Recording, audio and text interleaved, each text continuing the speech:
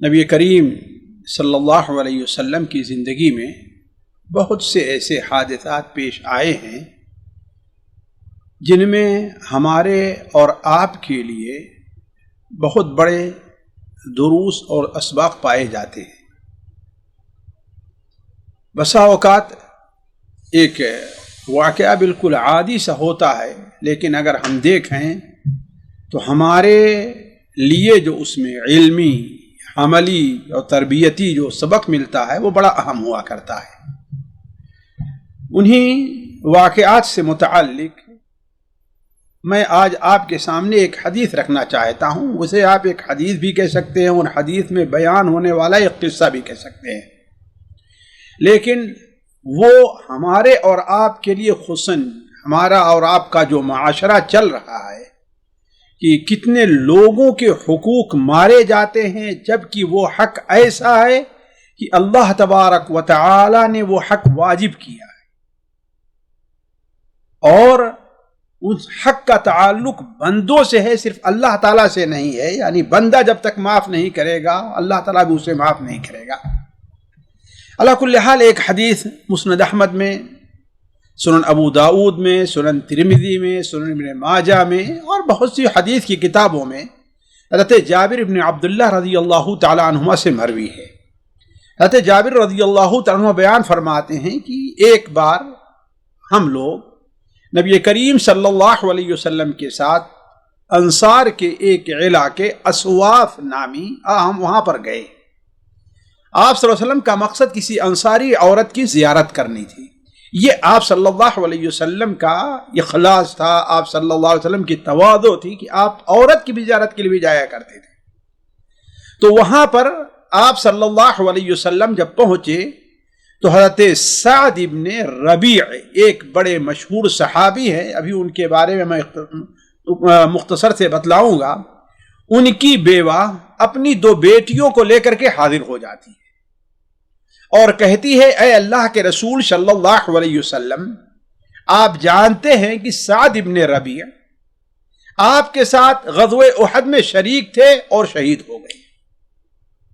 جیسا کہ آپ جانتے ہیں انہوں نے اپنے پیچھے دو بیٹیاں چھوڑی ہیں، ایک بیوہ مجھ کو چھوڑا ہے اور ایک بھائی کو چھوڑا ہے۔ یہ چار لوگ ان کے پسماندہ میں تھے اور ان کے وارث بنے ہیں۔ اب ہم یہ دیکھتے ہیں کہ ان کے بھائی یعنی لڑکیوں کے چچا نے سارے مال اور ساری میراث پر اس نے قبضہ کر لیا ہے، حتیٰ کہ ایک چیز بھی بچیوں کے لیے، اپنی بھتیجیوں کے لیے نہیں چھوڑا، اس نے سارے مال پر قبضہ کر لیا۔ تو اے اللہ کے رسول صلی اللہ علیہ وسلم، آپ جانتے ہیں کہ اگر پیسہ نہیں ہے تو ان بچیوں کی شادی بھی مشکل سے ہوگی کہیں، اس لیے کہ ہر جگہ پر آپ جانتے ہیں کہ پیسے والی کسی عورت کے پاس ہے تو اس کو لوگ پیغام دیا کرتے ہیں، لوگوں کی ان کی طرف رغبت بھی نہیں ہوگی۔ اب اس سلسلے میں آپ کیا فیصلہ فرماتے ہیں؟ آپ کا کیا فیصلہ ہے؟ آپ کے فیصلے کے لیے میں آپ کے سامنے حاضر ہوئی ہوں۔ آپ صلی اللہ علیہ وسلم نے اس کی بات کو اطمینان سے سنا اور سننے کے بعد چند لمحے خاموش رہے اور فرمایا کہ اس بارے میں ہم دیکھتے ہیں کہ اللہ تعالیٰ کیا فیصلہ کرتا ہے۔ میں اپنے ساتھیوں سے چاہوں گا کہ ذرا غور سے سنیں۔ آپ صلی اللہ علیہ وسلم نے کیا فرمایا کہ میں یہ دیکھتا ہوں، انتظار کرتا ہوں کہ اللہ تعالیٰ کا فیصلہ اس بارے میں کیا ہوتا ہے۔ حضرت جابر بن عبداللہ رضی اللہ تعالیٰ عنہما کہتے ہیں کہ قرآن مجید کی سورہ النساء کی 10 یا 11 نمبر آیت اسی بارے میں نازل ہوئی، اور وہ آیت کیا ہے؟ اللہ تعالیٰ فرماتا ہے، یوصیکم اللہ فی اولادکم للذکر مثل حظ الانثیین فإن كن نساء فوق اثنتين فلهن ثلثا ما ترك وإن كانت واحدۃ فلها النصف ولأبویہ لکل واحد منہما السدس، آگے آخر آیت تک ہے. یہ 11 نمبر آیت ہے. یعنی یوصیکم اللہ فی اولادکم للذکر مثل حظ الانثیین، اللہ تعالیٰ تمہیں تمہاری اولاد کے بارے میں یہ فیصلہ کرتا ہے، یہ حکم دیتا ہے کہ میراث میں ایک لڑکے کا حصہ 2 لڑکیوں کے برابر ہے، اور اگر صرف لڑکیاں ہی ہیں، یعنی کوئی مرنے والے کی کوئی نرینہ اولاد نہیں ہے، تو اگر وہ لڑکیاں 2 یا 2 سے زیادہ ہوں تو انہیں مال کا، جو مال چھوڑ کر کے جا رہا ہے میت، اس کا 2/3 حصہ ملے گا. یعنی پوری جائیداد جو چھوڑ کر کے جا رہا ہے اس کا 2/3 حصہ لڑکیوں کو ملے گا. 2 ہیں تو 1/3 لے لے گی، 3 ہیں تو اس میں تقسیم کر لے گی، 4 ہیں تو اس میں تقسیم کر لے گی. یعنی 2 یا 2 سے زائد جب لڑکیاں ہوں گی تو ان کا حصہ کتنا ہوگا؟ 2/3 پورے مال کا ہوگا. اور اگر ایک ہی لڑکی ہے تو اسے پورے مال کا آدھا حصہ ملے گا، اور اس کے ماں باپ کو ہر ایک کو 6واں حصہ ملنے والا ہے. آخر تک جو ہے وہ آیت ہے، میں پوری آیت جو ہے آپ کے سامنے نہیں پڑھتا، صرف یہ جو اس قصے سے متعلق ہے وہ آپ کے سامنے رکھتا ہوں. تو یہ آیت نازل ہوئی. جب یہ آیت نازل ہوئی تو اللہ کے رسول صلی اللہ علیہ وسلم نے لوگوں سے کہا کہ جاؤ اس عورت کو اور جس کے ساتھ اس کا معاملہ ہے، یعنی اس کے دیور کو، اس عورت کو اور جس کے ساتھ اس کا معاملہ ہے یعنی اس کے دیور کو بلا کر لاؤ. جب وہ لوگ آ گئے تو آپ صلی اللہ علیہ وسلم نے بچیوں کے چچا سے کہا کہ سعد کی بیٹیوں کا مال کا 2/3 بچیوں کو دے دو، اس لیے کہ 2 بیٹیاں تھیں، مال کا 2/3 اس کو دے دو، بیٹیوں کو دے دو، اور عورت یعنی سعد کی بیوہ کو 8واں حصہ دے دو، اور باقی جو بچتا ہے وہ تمہارا ہے. یہ اللہ کا تبارک و تعالیٰ کا فیصلہ اللہ کے رسول صلی اللہ علیہ وسلم نے سنا دیا. آپ نے کیا فرمایا کہ سعد کی جو 2 بیٹیاں ہیں اسے پورے مال کا 2/3 حصہ انہیں دے دیا جائے، اور جو سعد کی بیوہ ہے، بیوی ہے، اسے کتنا دیا جائے؟ پورے مال کا 8واں حصہ دیا جائے، اور پھر جو باقی بچتا ہے وہ تمہارا ہے، یعنی سعد کے بھائی کا ہے، بیٹیوں کے چچا کا ہے. یہ ایک چھوٹی سی حدیث کہہ لیجئے، چھوٹا سا قصہ کہہ لیجئے، اللہ کے رسول صلی اللہ علیہ وسلم زمانے میں پیش آیا ہے. اب ہم دیکھتے ہیں کہ اس سے ہمیں اور آپ کو کیا سبق لینا ہے. اور یہ جان بوجھ کر کے میں نے یہ بات رکھی ہے کہ اس سلسلے میں ہمارے یہاں بہت کوتاہی ہے. مالدار بھی، غریب بھی، عالم بھی، جاہل بھی جو ہے، سارے کے سارے اللہ تعالیٰ کے اس فرمان کو چھوڑے ہوئے ہیں اور ناجائز طور پر غیروں کا حصہ کھا رہے ہیں، ناجائز طور غیروں کا مال کھا رہے ہیں. سب سے پہلی چیز یہ ہے کہ آخر سعد ابن ربی کون ہیں؟ یہ ساتھیوں پڑھے لکھے لوگ جانتے ہیں کہ سعد ابن ربی رضی اللہ تعالی عنہ بڑے پائے کے اور بہت بڑے صحابہ میں تھے. اللہ کے رسول صلی اللہ علیہ وسلم نے بیعت عقبہ کے موقع پر جو 12 نقیب، 12 سردار انصار پر متعین کیے تھے، ان میں سے ایک سعد ابن ربی ہی تھے. آپ لوگوں نے یہ قصہ بہت بار بار سنا ہوگا کہ حضرت عبد الرحمن ابن عوف رضی اللہ تعالیٰ عنہ اور اللہ کے رسول جب مسلمان ہجرت کر کے آئے تو اللہ کے رسول صلی اللہ علیہ وسلم نے وہاں پر ایک نظام رکھا تھا، بھائی چارہ کا نظام آپ نے رکھا تھا. ہوتا یہ تھا کہ جس کا بھائی آپ نے بنا دیا وہ اس کے سگے بھائی کے طریقے سے ہوتا تھا اور اس کی جائیداد میں اسے حصہ بھی ملتا تھا، یہاں تک کہ بعد میں اس کو منسوخ کر دیا گیا۔ تو سعد ابن ربیع کی خوبی دیکھیے، ان کا ایمان دیکھیے کہ اللہ کے رسول صلی اللہ علیہ وسلم جب عبد الرحمن ابن عوف کو ان کا بھائی قرار دیا تھا تو عبد الرحمن ابن عوف کو اپنے ساتھ اپنے گھر لے کر کے گئے، ان کا ہاتھ پکڑا اور کہا کہ میرے پاس جتنا مال ہے میں اس کو 2 حصوں میں تقسیم کرتا ہوں، ایک حصہ میرا ہے، دوسرا حصہ آپ کا ہے۔ میری 2 بیویاں ہیں، یہ دونوں آپ کے سامنے کھڑی ہیں، اس لیے کہ ابھی تک پردے کا حکم نہیں نازل ہوا تھا۔ ان میں سے جو آپ کو پسند ہو اسے میں طلاق دے دیتا ہوں، اس کی عدت گزرے، اس کے بعد آپ اس سے شادی کر لیں۔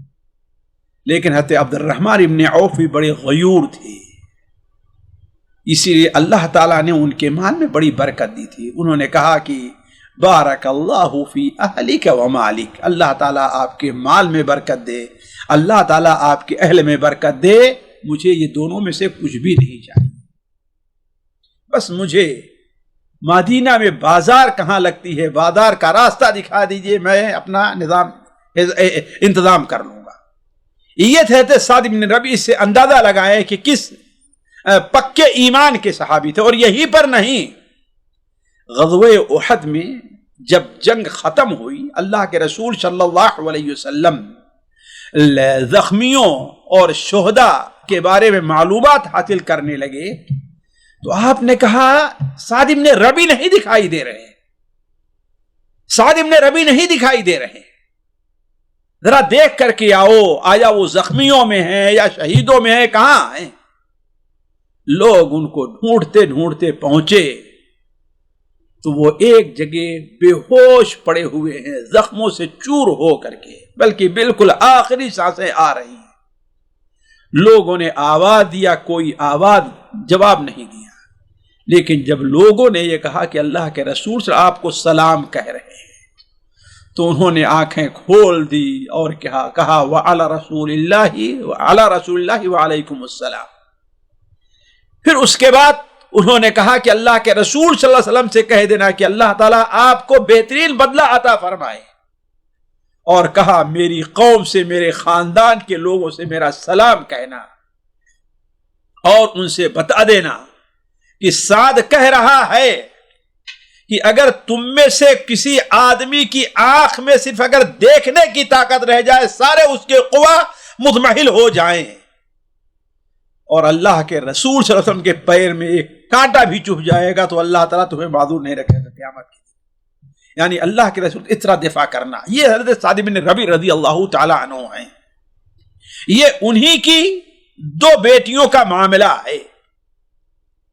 تو سعد بن ربیع رضی اللہ تعالی عنہ کے اس مقام کا احترام کرتے ہوئے اس عورت نے یہی کہا تھا کہ سعد بن ربیع کی بیٹیاں، آپ کو معلوم ہے کہ سعد بن ربیع آپ کے ساتھ شہید ہو گئے۔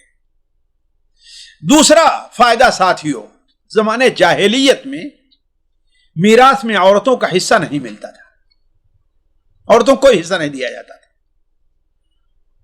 بلکہ صرف مردوں کو حصہ ملتا تھا، اور انہی مردوں کو جو مدد کرنے لائق اور ہتھیار اٹھانے کے لائق ہوتے تھے۔ باقی اور اگر بوڑھا ہے، کمزور ہے، بچہ ہے تو اسے بھی حصہ نہیں دیا جاتا تھا۔ لیکن اللہ تبارک و تعالی نے اس ظالمانہ رسم کو باطل قرار دیا، اور سورہ نساء ہی کی 7 نمبر آیت میں اللہ تعالیٰ فرماتا ہے للرجال نصیب مما ترک الوالدان والاقربون وللنساء نصیب مما ترک الوالدان والاقربون مما قل منه او کثر نصیبا مفروضا۔ ساتھیو، یہ آیت عجیب ہے، اس آیت میں بیان بھی ہے، دھمکی بھی ہے۔ اللہ تبارک و تعالی فرماتا ہے للرجال نصیب مما ترک الوالدان والاقربون، والدین اور اقارب جو کچھ چھوڑ کر کے جا رہے ہیں ان میں مردوں کا بھی حصہ ہے۔ وللنساء نصیب مما ترک الوالدان والاقربون، صرف مردوں ہی کا نہیں، اور جو کچھ چھوڑ کر کے جا رہے ہیں والدین اور اقارب، اس میں عورتوں کا بھی حصہ ہے۔ حالانکہ صرف کہہ دینا کافی تھا مردوں، اس لیے کہ جو حکم مردوں کا عورتوں کا بھی ہے، لیکن اللہ تعالیٰ نے خاص کر دیا تاکہ کوئی شبہ نہ رہ جائے۔ اس کے بعد اللہ تعالیٰ کیا فرماتا ہے؟ مما قل منہ او کثر۔ یہاں پر بہت سے لوگ بھول کرتے ہیں، کہتے ہیں آخر چھوڑ کر کے گیا ہی کیا ہے، ایک گھر چھوڑا ہے اس میں دوسروں کو دیں کیا ہم؟ یہ معاملہ نہیں ہے۔ اگر 1 روپے بھی چھوڑ کر کے جا رہا ہے، اس کے جسم کے اوپر جو کپڑا ہے وہ بھی چھوڑ کر کے جا رہا ہے، تو اس میں مردوں کا بھی حصہ ہے اور عورتوں کا بھی حصہ ہے۔ مما قل منہ او کثر، آگے اللہ نے کیا فرمایا؟ نصیبا مفروضا، حصہ ہر ایک کا متعین ہے۔ والد کا کتنا حصہ ہے، والدہ کا کتنا حصہ ہے، بیٹے کا کیا ملے گا، بیٹی کو کیا ملے گا، بیوی کو کیا ملے گا، مرنے والی عورت ہے تو شوہر کو کیا ملنے والا ہے، سارا کچھ جو ہے نصیبہ حصہ ہے۔ اور یہ حصہ کیا ہے؟ مفروضہ، اللہ کی طرف سے فرض کیا ہوا ہے، تمہارا اس میں کوئی دخل نہیں ہے، اسی لیے تمہیں اختیار نہیں ہے اپنی میراث تقسیم کرنے کا، کسی کو دینے کا اختیار، کسی کو محروم کرنے کا اختیار نہیں ہے۔ یہ نصیب مفروضہ اللہ کی طرف سے فریضہ نازل ہوا ہے۔ جیسے اس واقعے سے معلوم ہوا کہ اللہ کے رسول نے کیا بیان فرمایا کہ اللہ تبارک و تعالی اس کے بارے میں فیصلہ کرے گا۔ اسی لیے علماء کہتے ہیں کہ میراث کی یہ اہمیت ہے ساتھیوں کہ اللہ تبارک و تعالی نے اسے کسی نبی، جیسا کہ ضعیف حدیث کے اندر بھی آیا ہے، کسی نبی یا کسی انسان فقیہ عالم کے رائے پر نہیں چھوڑا ہے، بلکہ وہ احکام سیدھے اپنے نادل فرمائے اللہ۔ تو اس سے اندازہ لگائیں کہ میراث کی کیا اہمیت ہے۔ تیسرا فائدہ ساتھیوں، قرآن مجید میں کچھ لوگوں کے حصے بطور میراث کے فرض کیے گئے ہیں، جیسے کسی آیت جو ہم نے پڑھی نصیبہ مفروضہ فرض کیے گئے ہیں، ان کو ہر حال میں ملنا ہے، کوئی تھوڑا چھوڑ کر کے جائے یا زیادہ، ان کو ملنا ہی ملنا ہے، اور وہ 5 یا 6 آدمی ہیں، مرنے والے کے کسی مرنے والے کے 5 ہوں گے، ویسے 6 ہیں۔ مثال کے طور پر مرنے والی اگر عورت ہے تو وہ جو کچھ تھوڑا بہت چھوڑ کر کے جا رہی ہے اس میں اس کے والد کو ملے گا جس کا حصہ 6ٹھا ہے، اس میں اس کی والدہ کا بھی حصہ لگے گا جو کبھی 6ٹھا ہوگا اور کبھی 1/3 بھی ہو سکتا ہے، اس کے بیٹے کا بھی حصہ ہے، اس کی بیٹی کا بھی، اس کے شوہر کا بھی حصہ ہے، شوہر کو کبھی 8واں ملے، کبھی 1/4 ملے گا اور کبھی آدھا ملے گا۔ اور اگر مرنے والا مرد ہے تو شوہر کی جگہ عورت لے لیتی ہے۔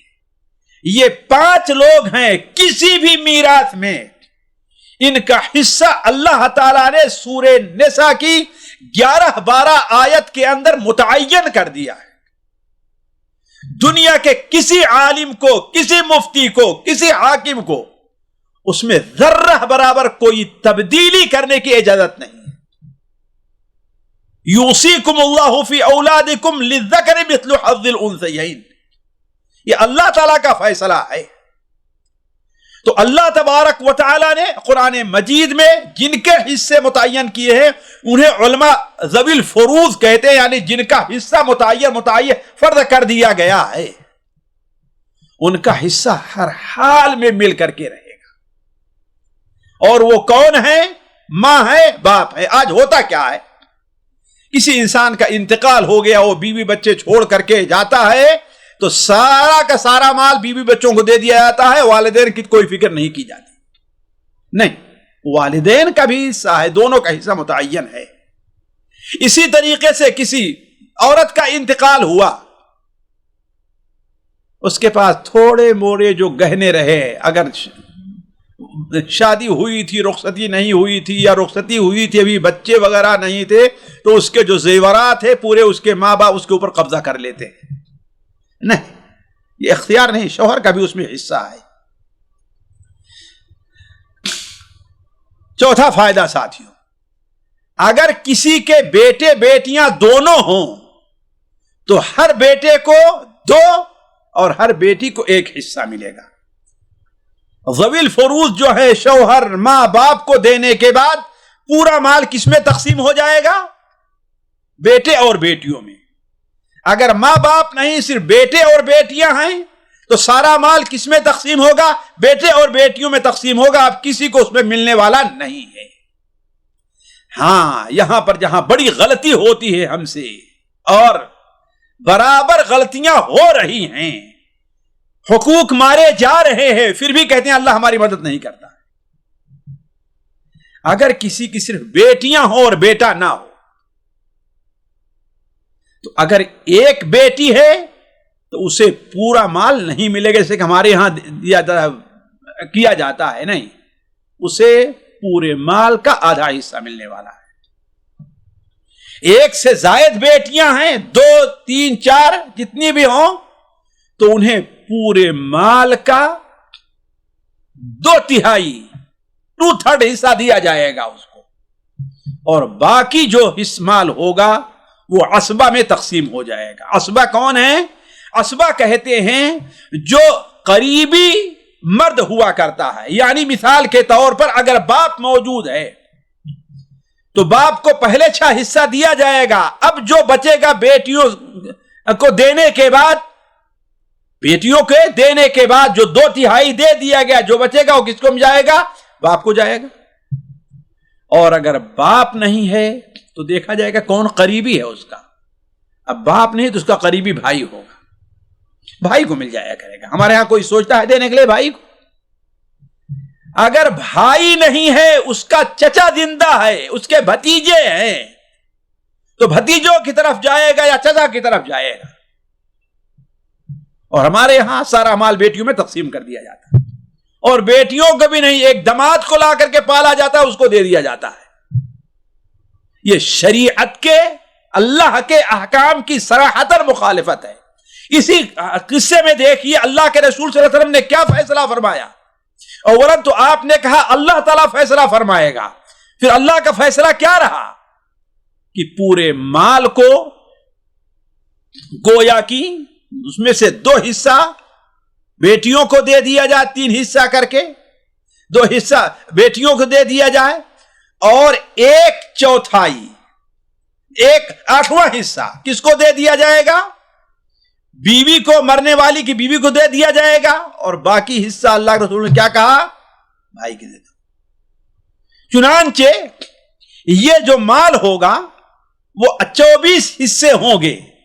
یعنی کوئی آدمی اگر بیٹیاں چھوڑ کر کے جاتا ہے، بیوی چھوڑ کر کے جاتا ہے، اور دوسرے ماں باپ یا جو وہ اور چچا بھائی چھوڑ کر کے جا رہا ہے، تو ایسی صورت میں مال 24 میں تقسیم ہوگا، جس میں سے 8واں حصہ یعنی 3 حصہ 24 میں سے کس کو مل جائے گا؟ بیوہ کو مل جائے گا. اور 16 حصہ کس کو مل جائے گا؟ بیٹیوں کو مل جائے گا. بچے گا 5 حصے بچیں گے، اور وہ بھائی لے لے گا.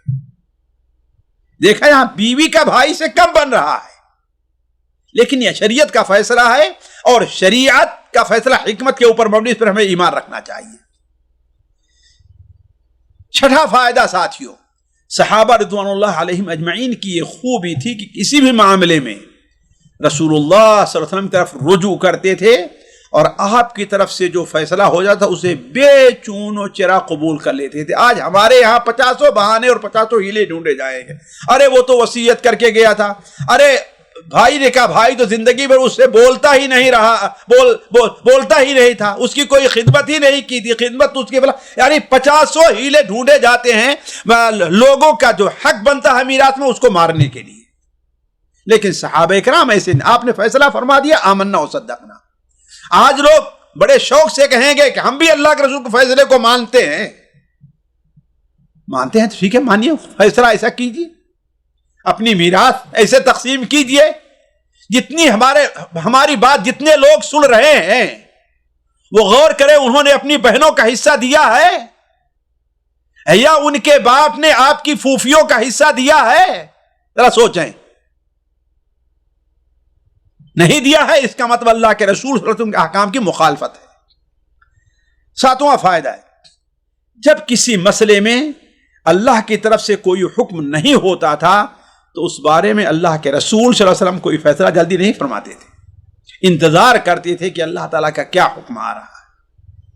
اس کا اصل معنی کیا ہے کہ اللہ کے رسول صلی اللہ علیہ وسلم اللہ تعالیٰ کی طرف سے مبلغ ہیں، رسول ہیں۔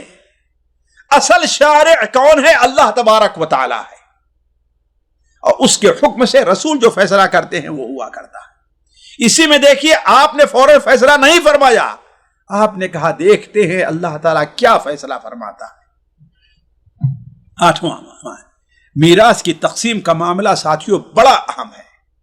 یہ معاملہ اللہ تعالیٰ نے خود حل کر دیا ہے، جس کی اہمیت کا اندازہ لگایا تھا۔ اسی لیے آپ دیکھیں گے میراث کے بیان کے آخر میں اللہ تعالیٰ نے فرمایا جو اللہ اور اس کے رسول کی اطاعت کرتا ہے وہ ہمیشہ ہمیشہ جنت میں رہے گا، اور جو اللہ اور اس کے رسول کی نافرمانی کرتا ہے وہ ہمیشہ جہنم میں رہے گا۔ ذرا دیکھیں آپ میراث کے اس واقعے کے بعد اس کا مطلب کیا ہے؟ اگر کوئی آدمی میراث میں غریبوں کا حق، بہن کا حق مار رہا ہے، پوتوں کے نام پر جو ہوتا ہے ان کا حق مار رہا ہے، تو اپنے لیے جہنم میں جانے کے سبب سامان تیار کر رہا ہے، چاہے کوئی عالم ہے چاہے کوئی جاہل ہے۔ 9واں فائدہ، حدیث میں مذکورہ میراث کا مسئلہ اس طرح تقسیم ہوگا، وہ ہم نے پہلے بیان کر دیا ہے کہ 24 حصوں میں تقسیم کیا جائے گا آسانی کے لیے، ورنہ اصل یہ ہے کہ 8 میں سے 1 حصہ وہ لے لے گی، پھر 2/3 حصہ وہ، اور باقی جو ہے وہ کون لے لے گا؟ بھائی۔ لیکن یہ ہے کہ اس کو آسان کرنے کے لیے علماء نے 24 حصوں میں تقسیم کیا ہے تاکہ برابر ہر ایک کو برابر حصہ مل جائے۔ 10واں فائدہ ساتھیوں، نبی کریم صلی اللہ علیہ وسلم کا تواضع، کہ آپ اپنی رعایا کی خبرگیری کے لیے ان کے علاقے میں جایا کرتے تھے۔ صرف ایک انصاری عورت کے بارے میں آپ سے سنا ہے، اور صحابہ کے ساتھ کہاں گئے؟ اسواف، وہاں دور لے کر کے گئے۔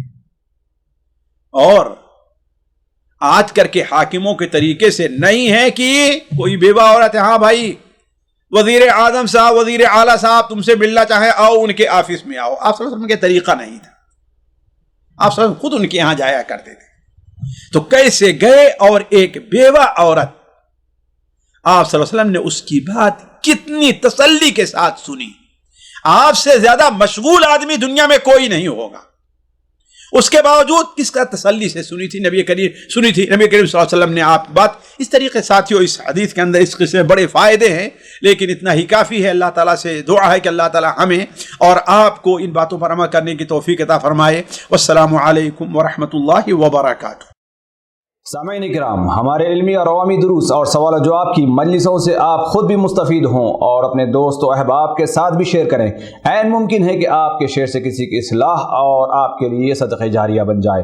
واٹس ایپ پر اسلامک میسج حاصل کرنے کے لیے نمبر نوٹ فرمائیں: یعقوب عزیز 00966 5089 59707۔ واٹس ایپ سوال جو آپ گروپ میں ایڈ ہونے کے لیے نمبر نوٹ فرمائیں: عبدالسلام عمری 00966 502627 622۔